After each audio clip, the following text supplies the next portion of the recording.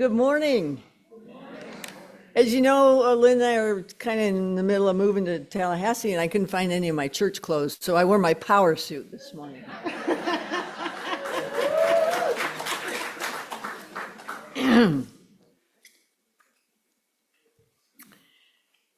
Are you ready? Lynn got very nervous on the way here. She said, "Are we going to the villages?" I said, "Pretty close." She's just praying for me right now. For 9 years, I have struggled, as many of us have, in vain, to understand how and why so many people have been taken in by and shown support for a charlatan who has become our 47th president. I finally believe I might have an answer. I want to begin by acknowledging the complexities of the world we live in, where political divides seem to be widening every day, and we find ourselves at odds with people whose beliefs, values, and choices can feel alien, even painful. But I now suspect that the very thing that often separates us, the things we argue about, the walls we build, might be grounded in a shared experience, something fundamentally human that connects us all. I'll explore that idea today through the work of one of the most profound thinkers of the 20th century, Ernest Becker, and how his concept of denial of death might just reveal the common ground we share with MAGA supporters, and indeed all people.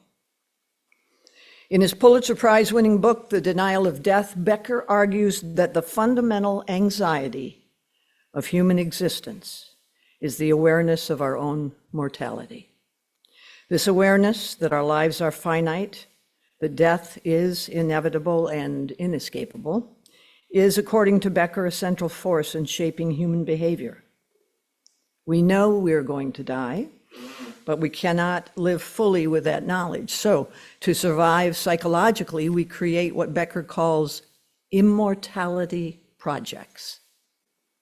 These are our ways of denying death, whether through religion, art, family, career achievements, or political ideologies.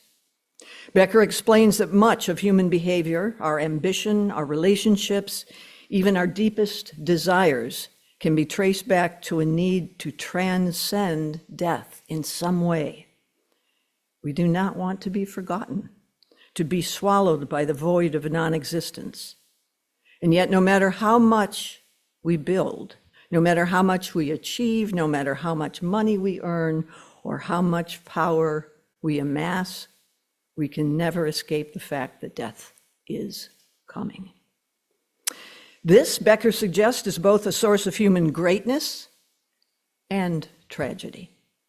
The very things we do to transcend death can also lead to destructive behaviors when they become rigid or extreme. When people latch too tightly onto their immortality projects, they can become obsessed with securing their place in history or the afterlife, often at the cost of others, or even at the cost of the truth itself.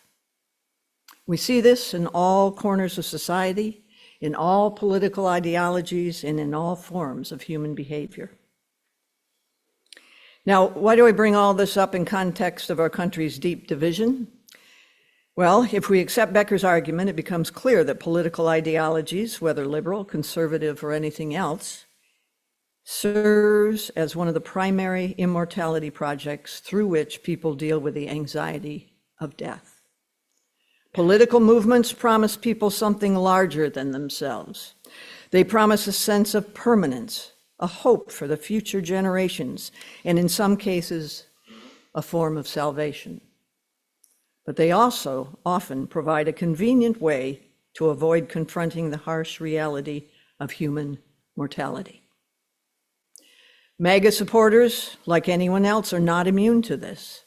For many, their support is not merely a political stance, but a way of finding identity, meaning, and what they perceive as security in an unpredictable world.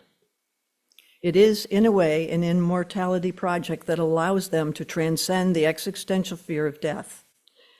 It's a way of assuring themselves that their way of life, whatever that may mean to them, is worth fighting for, is eternal, or somehow more important than the fleeting nature of human existence. This is not unique to far-right supporters, of course. The same could be said for any political movement. But by understanding political ideologies through the lens of Becker's theory, we might begin to see how all of us, liberals, conservatives, progressives, and more, are driven by a similar psychological factor. In a sense, we are all participating in immortality projects. Now, it would be easy to see the ways in which these immortality projects can turn toxic.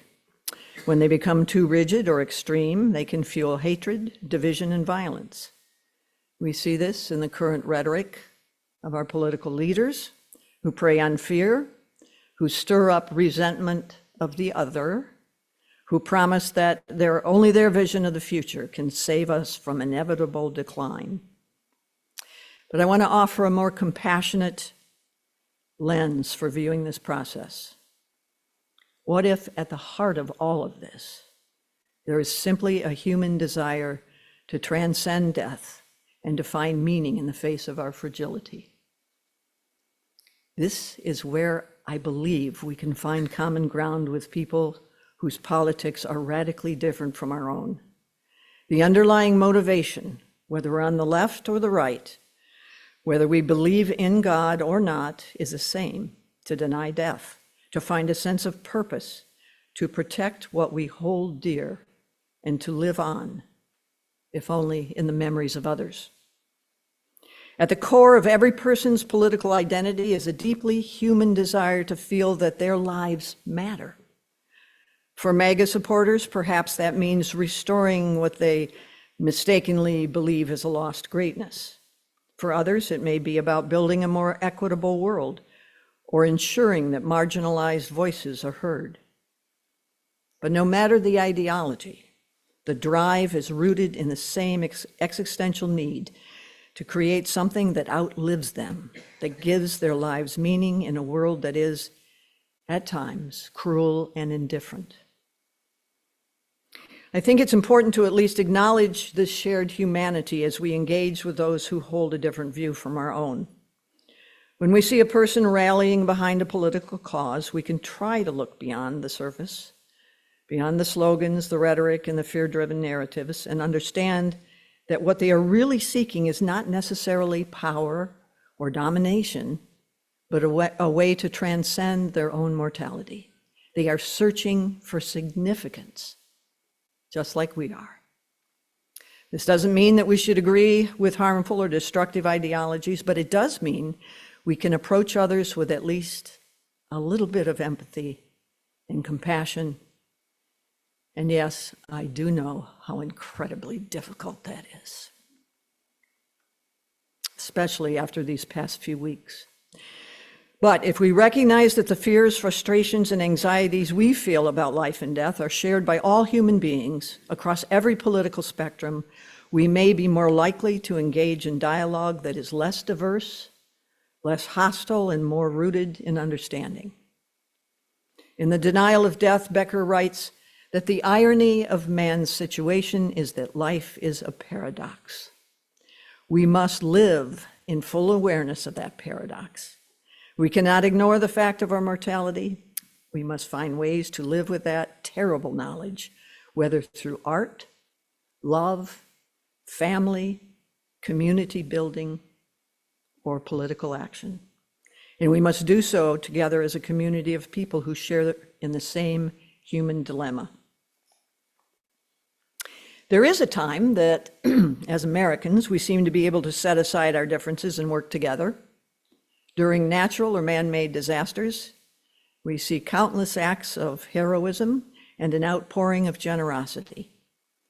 When a hurricane devastates a community, or a tornado or wildfire threatens lives and displaces thousands, we, as Americans, find our compassion, set aside our differences, and work to help those in need.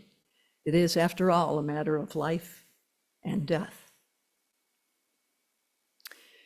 So I predict that as we fall prey to the inevitable devastation that the climate crisis demands, as we experience the growing number of natural disasters, acts of terror, the terrifying free fall of our democracy, and the predictable collapse of end-stage capitalism, we may just find common ground in the crisis. And the crisis, which looms larger by each passing day, is now threatening the lives and the well-being of many of the very folks who supported this malevolent regime. Our job going forward is to open our circles, our communities, and our sanctuaries to the many Americans who are now feeling the impact of their deplorable choices, as their numbers will continue to grow. And if we think of them as casualties of evil and the unwitting victims of the world's greatest con man, if we can now see them as angry, frightened, and confused, reserving our condemnation and our judgment and the overwhelming desire to say, "We told you so," we will, by our example of compassion and kindness, eventually win many of them over. Of course, there are many who will go down with the ship, cursing and in complete denial that their captain gave the orders. Perhaps recognizing our own immortality projects might give us a glimpse of our shared humanity and a way of connecting with those whom we disagree, recognizing that the fear of death, the quest for meaning, and the search for significance are universal human experiences. In this shared vulnerability, we might find a deeper, more lasting form of solidarity. I came across this quote the other day that I would like to end with. That unbearable heaviness and despair we feel in our hearts right now, that is our humanity. Don't ever let them take that from us. May it be so.